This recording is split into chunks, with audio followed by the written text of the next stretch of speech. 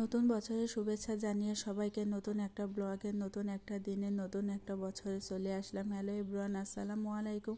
কী অবস্থা সবার? তো আজকে হচ্ছে আমাদের মা ছেলে ছোট্ট একটা আয়োজন বলতে পারেন, ছোট্ট একটা পিকনিক বছরের প্রথম দিনে। তো আজকে হাজব্যান্ডের অফিসে হচ্ছে ছোটোখাটো খাবারের আয়োজন করেছে, দুপুরে সে বাসায় আসবে না। তো ভাবলাম যে মা ছেলে ছোট্ট একটা পিকনিক বাসার ভেতরে করে ফেলি।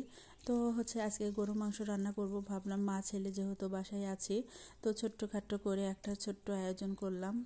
আর আমি গরুর মাংস রান্না করার জন্য অলরেডি কিন্তু এখানে পেঁয়াজটা প্রথমে ভেজে নিয়েছি, তারপরে দিয়ে দিলাম এখানে মরিচ গুঁড়া, হলুদ গুঁড়া এবং ধনিয়া গুঁড়া, পরিমাণ মতো আদা বাটা, রসুন বাটা এবং সমস্ত কিছু মশলা দিয়ে এখন মশলাটাকে ভালোভাবে কষিয়ে নেব। আসলে হচ্ছে খাবারের স্বাদটা ডিপেন্ড করে মশলা কষানোর ওপরে এবং মশলার ওপরে। আসলে মশলা যদি ঠিকঠাক থাকে খাবারটা রান্না কিন্তু তরকারি রান্নাটা কিন্তু খেতে অনেক মজা হয়। তো এখানে ধুয়ে রাখা মাংসগুলো দিয়ে দিলাম, দিয়ে আমি এখন মাংসটাকে ভালোভাবে কষিয়ে নেব। আর হ্যাঁ, তোমরা অনেকে কমেন্ট করো, আপু তোমার তরকারির কালারটা এত সুন্দর এবং এত সুন্দর কালারিং হয় কিভাবে। আসলে আমি জানি না আপু, আমার তরকারির কালারটা এমনিতেই এমন চলে আসে, আমিও বলতে পারবো না কিসের জন্য হচ্ছে এমন হয়। আবার অনেকে কমেন্ট করেন যে আপু আপনি এত পরিমাণে ঝাল খান। আসলে ভাইরে ভাই, আমি ঝালের পরিমাণ মতোই খাই। আমার হাজব্যান্ড কিন্তু ঝালটা খুবই কম খায়, পরিমাণ মতো খায়। আসলে সে দীর্ঘদিন যাবৎ বাইরে ছিল, তো বাইরে থেকে আসার পর থেকে কিন্তু সে মোটেও ঝাল খেতে পারে না। তো আমি ঝালের পরিমাণটা কম রাখারই চেষ্টা করি।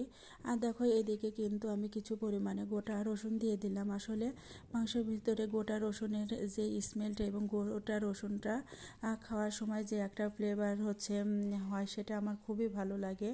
আর এটা আমার কিন্তু খুবই ফেভারিট।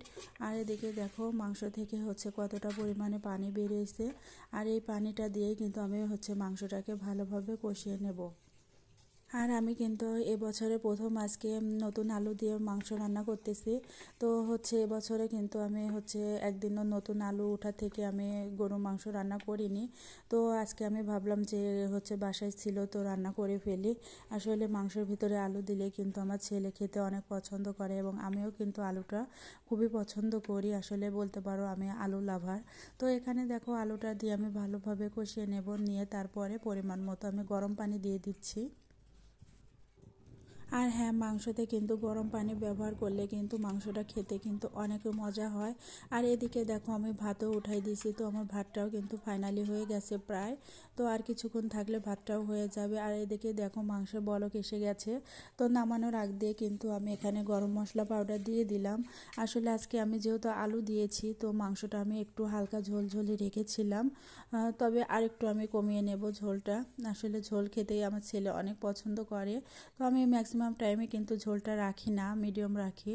তো আজকে আমি একটু ঝোলের পরিমাণটা একটু বেশি রেখেছিলাম, যেহেতু ঝোল ঝোল খাবো জন্য।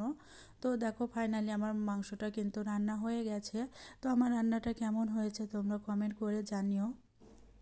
আর এদিকে কিন্তু আমাদের মা ছেলে পিকনিকটা কিন্তু একেবারে জমে যাবে আসলে। আর দেখো এখানে আমি কাচকি মাছের চচ্চড়ি রান্না করব। তো কাচকি মাছের চচ্চড়ি রান্নার জন্য আমি এখানে আলু কুচি করে নিয়েছি।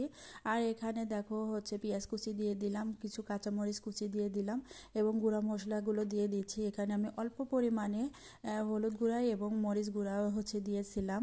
আর একটু পরিমাণে আমি বাটা দিয়ে দেব, এখানে দিয়ে দিলাম পরিমাণ মতো। আজকে আমি হচ্ছে ছোটো মাছে কিন্তু আমি আদা খাই না, আদা বাটা খাই না। তো এখানে কিন্তু আমি আদা বাটা দেইনি, এখানে আমি শুধু জিরা বাটা এবং পেঁয়াজ বাটা, একটু পরিমাণে আমি রসুন বাটা দিয়েছিলাম। দিয়ে আমি এখন কিন্তু হাতে ভালোভাবে মাখিয়ে নেব। আসলে ছোটো মাছটা কিন্তু হচ্ছে হাতে মাখিয়ে রান্না করলে কিন্তু খেতে অনেক ভালো লাগে।